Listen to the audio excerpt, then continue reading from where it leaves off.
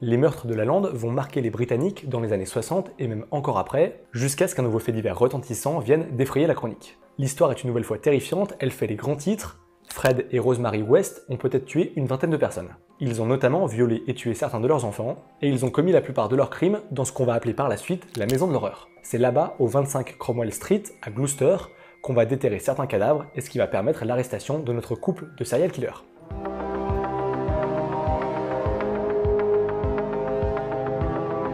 Avant de rencontrer Rosemary, Fred a eu une première vie pour le moins mouvementée. Il grandit dans une famille où il est l'enfant préféré de sa mère. Et c'est d'ailleurs elle qui va lui faire découvrir les plaisirs du sexe quand il a 12 ans. Le père de famille, lui, violait ses filles. En ayant grandi avec ce modèle, Fred va chercher à le reproduire et il va violer plusieurs filles, notamment sa sœur, alors qu'elle a 13 ans. Il est d'ailleurs arrêté pour ses crimes, mais ça n'ira pas plus loin vu que personne ne veut témoigner contre lui. Durant sa jeunesse, il aurait souffert d'importants traumatismes crâniens qui auraient pu altérer son jugement. Ça nous rappelle un peu le cas de Raymond Fernandez, le tueur aux petites annonces dont on a parlé récemment. En 1962, Fred se marie une première fois avec Rena, qui est une ex-petite amie, qui est déjà enceinte de quelqu'un d'autre, mais ils décident quand même de garder le bébé. Et ils auront une autre fille ensemble qu'ils vont prénommer Anna-Marie. Fred va exercer plusieurs métiers dans sa vie, il va être chauffeur routier, peintre, vendeur de glace, et c'est d'ailleurs au volant de son camion de glace qu'il va commettre son premier homicide, même si celui-ci c'est un homicide involontaire. Il va écraser et tuer par accident un enfant de 4 ans. Quand son mariage avec Rena explose, il va garder les deux filles, donc la sienne et celle de sa femme, et ils vont vivre ensemble dans une caravane avec Anne McFall, qui est une amie du couple, qui va d'ailleurs tomber enceinte de lui. À un moment, Rena va vouloir revenir, mais Anne propose à Fred de rester avec elle. Fred ne va pas être d'accord et il va avoir une solution radicale, celle de tuer son amante et le bébé qu'elle porte. C'est son premier meurtre, mais je vous préviens tout de suite, ce n'est que le début. Rosemary, elle, a un peu connu une situation familiale similaire à celle de Fred. Elle aurait été abusée sexuellement par son père, elle aurait couché avec un de ses frères, elle a toujours vécu avec des hommes plus âgés qu'elle, alors ça ne l'a pas découragée quand elle a vu que Fred avait 12 ans de plus. Fred et Rose vont se rencontrer à la boulangerie du coin, alors que Fred vit toujours dans sa caravane, elle va venir vivre avec lui. Elle va tomber enceinte d'Heather, leur premier enfant, et quand son mari va faire un petit tour par la case-prison, elle se retrouve donc à garder 3 enfants. Charmaine, la fille de Rena, Anna-Marie, la fille de Rena et de Fred, et Heather, leur fille à eux deux. Rosemary semble assez dure avec les enfants, surtout ceux qui ne sont pas les siens, surtout que Charmaine lui tient tête, elle ne veut pas se soumettre, et un jour, dans un excès de colère, Rose va tuer la petite fille. Fred, qui sortait de prison peu de temps après, va enterrer le corps, et un beau jour, Rena, la mère donc, débarque parce qu'elle veut prendre des nouvelles de sa fille et éventuellement repartir avec, et Fred se charge donc de la tuer pour ne pas qu'elle découvre la vérité. C'est donc le début du parcours meurtrier de notre couple. Le 29 janvier 1972, 10 ans après son premier mariage, Fred va se marier avec Rosemary, qui est enceinte de leur deuxième enfant. Ils vont s'installer ensemble dans ce qui deviendra par la suite la maison de l'horreur, au 25 Cromwell Street, à Gloucester. Dans cette fameuse maison, le couple va installer différentes choses pour permettre à Rose de s'y prostituer. Fred fabrique un lit à baldaquin dans lequel sa femme va attirer ses prétendants. Parfois il y en a plusieurs par nuit. Il y a des trous dans les murs et les portes pour que Fred puisse voir sa femme à l'action. Et il a aussi installé une caméra pour filmer les ébats sexuels. On a aussi installé une lumière rouge à l'entrée de la chambre qui va s'allumer comme quand on est dans un studio et qu'on est en direct à la radio ou à la télé par exemple. C'est pour prévenir les enfants qu'il ne faut pas venir déranger leur maman. Pour trouver des clients à sa femme, Fred il va poster des photos érotiques et des annonces dans des magazines échangistes. Il a aussi fabriqué un bar dans la maison et c'est là qu'il va accueillir les personnes qui sont venues faire l'amour à sa femme. Ils échangent un verre ensemble avant d'aller dans la chambre. Dans cette maison, Rose elle va tomber 7 fois enceinte et on estime que 3 des enfants sont de Fred et que les autres sont de ses amants. Et c'est aussi possible qu'elle ait eu un enfant à ce moment-là avec son propre père. Il avait déjà abusé d'elle quand elle était plus jeune, je vous l'avais raconté, et voilà que maintenant il est venu dans leur maison pour avoir une relation sexuelle avec sa fille comme n'importe quel autre client.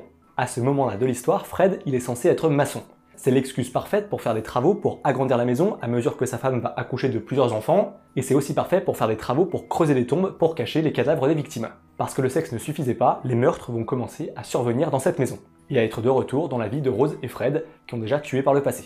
En octobre 1972, ils vont faire des avances à Caroline, qui est la nounou des enfants, pour qu'elle les rejoigne dans leur fantasme sexuel. Mais elle va refuser, alors ils vont décider de la séquestrer, et même probablement de l'agresser sexuellement avant de la laisser partir. Fred et Rose vont aussi commencer à enlever des adolescentes qui sont en train de marcher au bord de la route. Leur première victime, elle est kidnappée, violée et relâchée. La jeune femme va donc les dénoncer à la police, mais le couple ne sera finalement condamné que pour attentat à la pudeur. Ils ne seront pas enfermés et ils vont s'en tirer avec une amende de 75 $ chacun. C'est dérisoire quand on connaît l'ampleur de leur crime.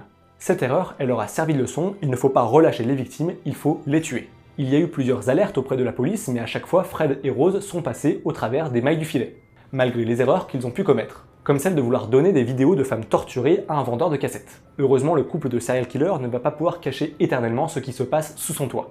Certains de leurs enfants sont amenés aux urgences parce qu'ils sont maltraités, et surtout Fred il continue d'infliger à ses filles des viols réguliers. Il s'en prend à Anna-Marie, sa première fille quand elle a 8 ans, il abuse également d'Heather, le premier enfant qu'il a eu avec Rose. Mais Heather ne se laisse pas faire, elle va décider d'en parler autour d'elle à des amis. Et pour la faire taire, ses parents ils vont décider de la tuer et de l'enterrer dans la maison en 1986. Fred ne va pas s'arrêter dans ses viols incestueux puisqu'il estime que c'est son devoir de père d'éduquer sexuellement ses filles.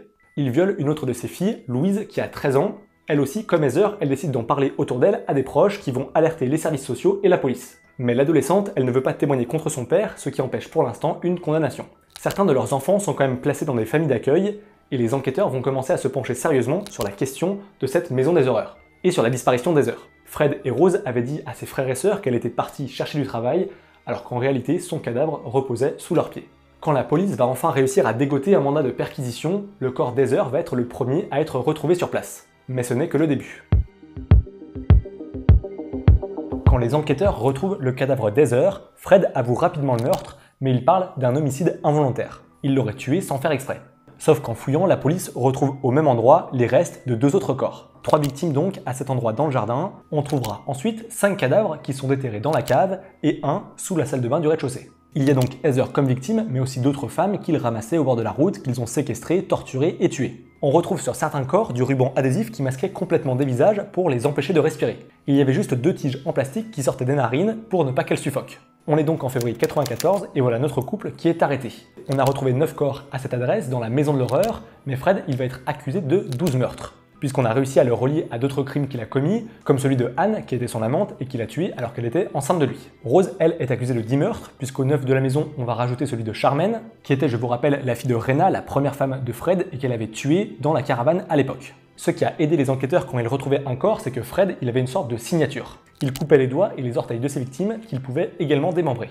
Il va y avoir au total 7 semaines d'audience. Il faut dire quand même que l'affaire elle est exceptionnelle et surtout on a des victimes vivantes qui ont reconnu le visage de Fred dans le journal et qui ont décidé de venir témoigner. C'est le cas par exemple de Caroline, la babysitteuse qu'ils avaient séquestrée avant de la relâcher, Anna-Marie, la première fille de Fred, qui l'a violée, elle va témoigner contre lui et contre sa belle-mère au procès. Elle va aussi sortir son autobiographie qui s'appelle Out of the Shadows pour raconter son calvaire. Fred va pas rester longtemps en prison puisqu'il va se pendre avec un drap dans sa cellule le 1er janvier 1995.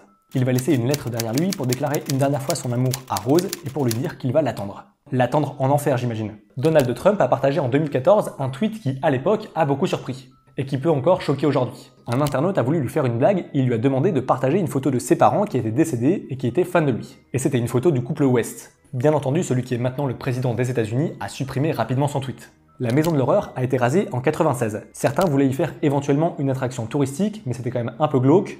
Maintenant, à la place, il y a une promenade, une ruelle piétonne. En fait, rien ne reste de ce bâtiment qui a abrité tant de souffrances.